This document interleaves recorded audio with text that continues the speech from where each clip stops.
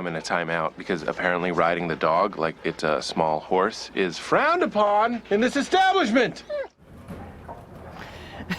Talking babies are now nearly synonymous with the E-Trade brand. So just how did ad executive Tor Myhren come up with the idea? Well, he is joining us now here on lunch break, as well as Wall Street Journal's work and family columnist Sue Shellenbarger to explain the latest research behind how we get our light bulb aha moments. Sue, I want to start with you. Now, you write that getting a little drunk and changing your computer screen to green could be the answer to getting the ideas flow. I'm 1 for 2 on those. I won't say which. What is the science behind this? Researchers are finding that the process the brain goes through to generate these new insights is quite different from that used to solve analytical problems. For one thing, you need to get away, let your mind wander a little bit, let different parts of the brain fire and pull up material from the unconscious to make new connections. Time of day matters. Your off-peak times may be a little better for freeing your mind to come up with new approaches, and a positive mood really helps too. This can be as simple as watching a funny video or, as you said, viewing the color green, which seems to trigger that in many people. Now, Tor, you've talked a lot, and thank you for being with us, by the way. You've talked a lot about massive stimulus followed by solitary confinement as a good way to kind of get your brain primed to be creative. What did you specifically do when you were trying to conceive of the E-Trade baby ads?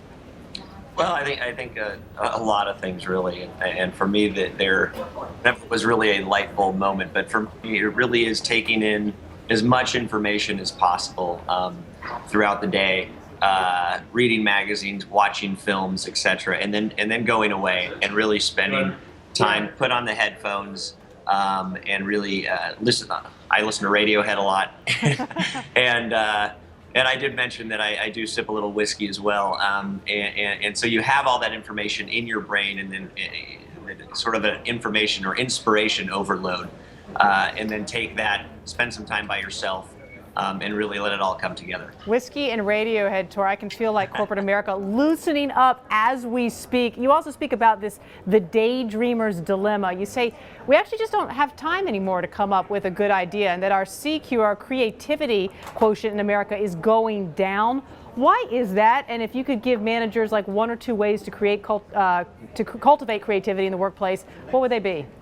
Sure. Yeah. I mean, I think that the biggest problem is that in the American workplace now, creativity takes 2 things, in my opinion. It's time and nurturing, and I don't think we do much of either of those in the workplace these days. So that, I guess, my biggest piece of advice would be give your people some time and nurture the creative environment around them. What we do here, we have a couple things that are pretty fun. We actually have something called the Heroic Failure Award, and whereas I think a lot of places sort of punish risk-taking, we actually reward it. So if there's an idea out there that somebody does that we love, maybe it didn't turn out quite the way we'd hoped, maybe it backfires, but we actually reward that with a giant trophy with their name engraved in it for the Heroic Failure Award. So I think people feel much more comfortable in taking some chances and thinking differently.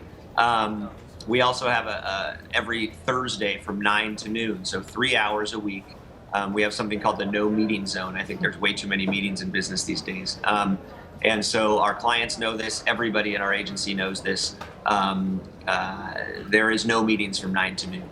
And so that's just time for you to have, to let your mind wander a little bit, sort of like we did when we were children. We didn't have all these other things on our mind. We didn't have email to look at. We didn't have social media to bring up every 2 seconds. And we just had time to think.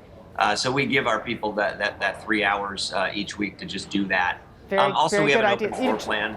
I really do believe that ideas are living organisms, and when you put walls around them, they can't grow.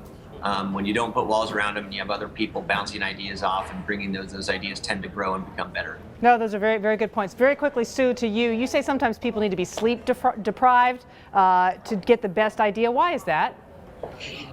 In off-peak times, the mind is more open to divergent stimuli, divergent thinking, bringing in new material from the unconscious, firing from disparate parts of the brain. Researchers are finding people solve creative problems better at those times of day. All right, Tor Myhren, thanks so much for being with us. Sue Shellenbarger, more from her in the Work and Family column tomorrow on how to get that light bulb aha moment. Thanks so much to both of you for being with us. Thank you so much.